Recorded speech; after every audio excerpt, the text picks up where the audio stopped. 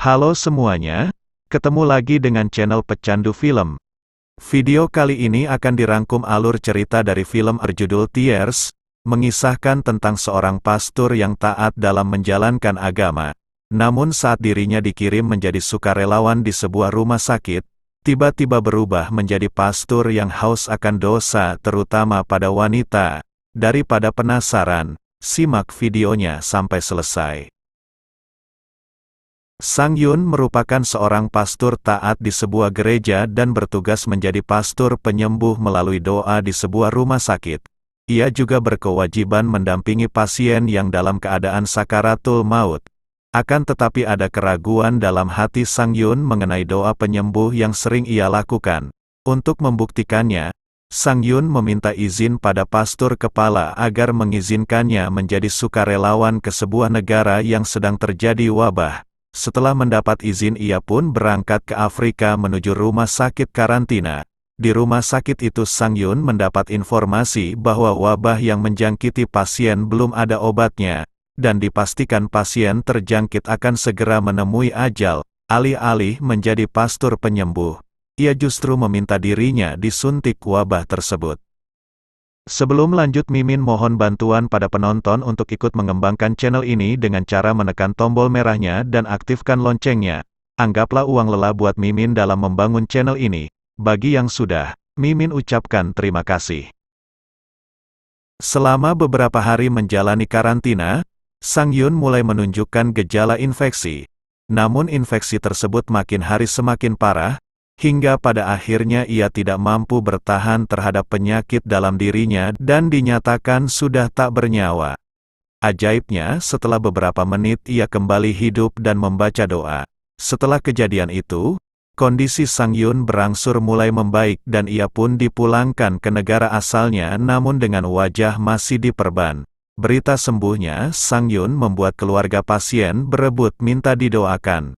Saat Sang Yun sedang menghibur anak-anak, seorang ibu datang dan memaksa untuk mendoakan keluarganya yang sedang sakit. Ia pun berangkat memenuhi permintaan ibu tersebut dan mendoakan anaknya bernama Kang Wu. Ajaibnya, selang beberapa saat Kang Wu berangsur membaik dan diperbolehkan pulang. Sebagai ungkapan terima kasih, ibu Kang Wu yang bernama Nyonya Ra mengajak Sang Yun ke rumahnya untuk makan bersama. Namun anehnya Sang Yun menjadi sensitif terhadap bau makanan. Ia juga mengatakan bahwa akhir-akhir ini ia sering mencium bau darah. Namun Nyonya Ra menganggap bahwa itu hanya efek dari penyakit yang pernah Sang Yun alami. Tidak lama berselang keluarga Nyonya Ra berkumpul dan diperkenalkan satu persatu pada Sang Yun.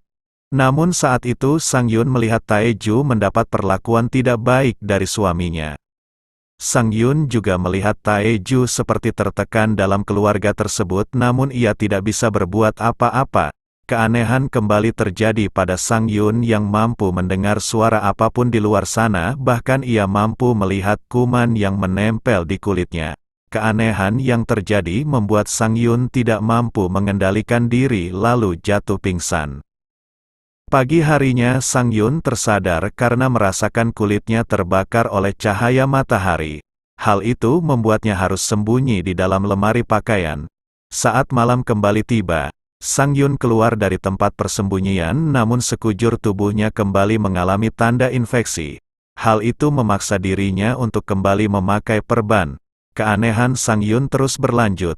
Saat ia melihat korban kecelakaan untuk mendoakannya, justru dirinya merasakan haus luar biasa saat melihat darah dari korban. Untuk menghilangkan rasa hausnya, diam-diam Sang Yun mengambil darah pasien yang sekarat di ruangan lain.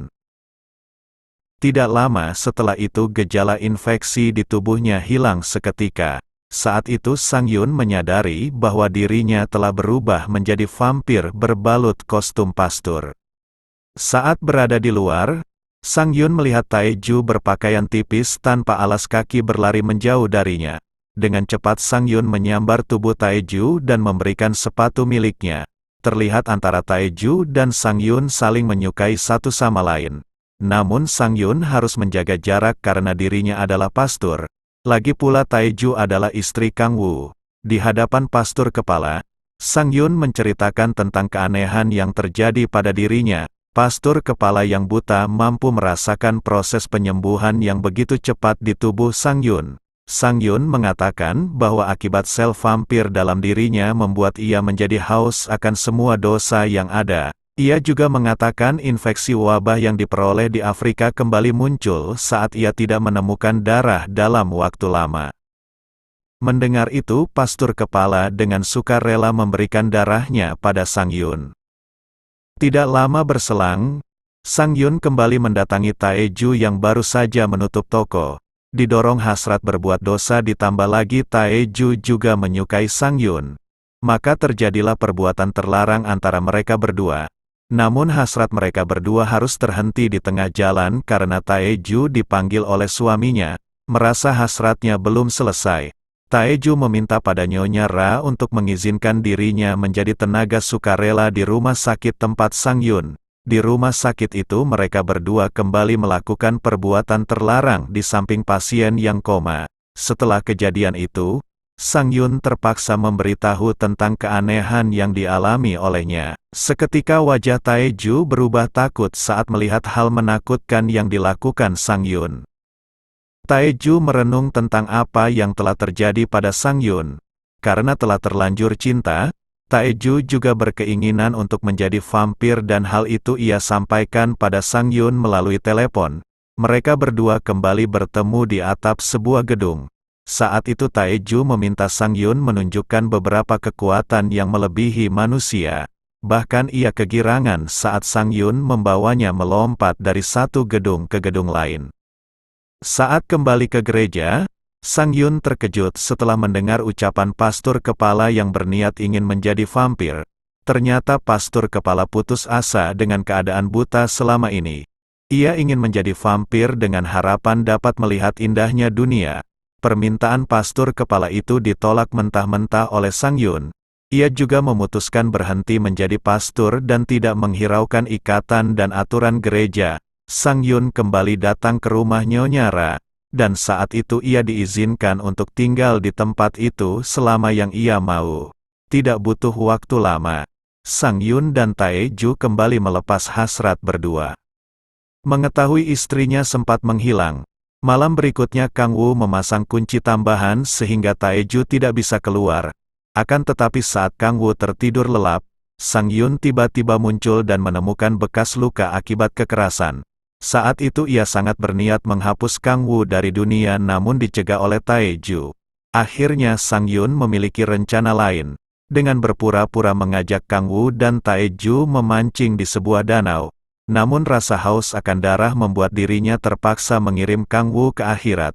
Melihat suaminya telah tiada, Taeju justru terlihat sangat gembira karena ia yakin akan hidup bahagia bersama Sang Yun. Sang Yun harus menjalani pemeriksaan polisi selama beberapa hari dan hal itu membuat infeksinya kembali terlihat. Pada akhirnya ia harus kembali ke gereja dan menemui pastur kepala. Alih-alih memberikan darahnya pada pastur kepala, Sang Yun justru mengambil paksa darah pastur kepala yang membuatnya pindah alam. Kepergian Kang Woo yang tragis membuat Nyonya Ra shock berat dan membuat dirinya lumpuh total. Beberapa hari telah berlalu, Taeju justru dihantui rasa takut atas kepergian sang suami. Bahkan ia sering berhalusinasi sosok Kang Woo yang selalu datang. Hal itu membuat Taeju tanpa sengaja menceritakan bahwa dirinya dan Sang Yun adalah dalang di balik kepergian Kang Woo. Karena Taeju bertingkah di luar kendali dan selalu bicara ingin bertemu suaminya, hal itu membuat Sang Yun mengakhiri hidup Taeju dengan tangannya sendiri. Karena sudah terlanjur cinta, Sang Yun akhirnya memberikan darahnya pada Taeju dan Taeju pun hidup kembali sebagai vampir. Akan tetapi justru Taeju bertindak di luar kendali dengan memangsa siapapun yang ia inginkan. Bahkan kerabat Nyonya Ra yang berkunjung ke rumah turut menjadi korban kebuasan Taeju. Mengetahui Taeju berbuat di luar kendali dan tidak bisa dinasehati, Sang Yun akhirnya memutuskan untuk membawanya ke suatu tempat. Ternyata ia pergi ke sebuah tempat gersang yang tidak memiliki pelindung sama sekali lalu mematahkan kunci kontak mobil. Sang Yun merasa tidak ada pilihan lain selain bersama-sama mengakhiri hidup. Saat itu malam hampir berganti fajar. Taeju menyadari bahwa Sang Yun berencana membawanya untuk pindah alam. Dengan segala cara Taeju berusaha untuk menghindari cahaya saat matahari terbit. Namun dengan segala cara pula Sang Yun menggagalkan aksi Taeju tersebut. Merasa tidak memiliki waktu lagi, Taeju pasrah dengan niat Sang Yun untuk mengakhiri hidup bersama. Akhirnya mereka berdua lenyap dari muka bumi membawa cinta sampai akhirat. Alur cerita pun selesai.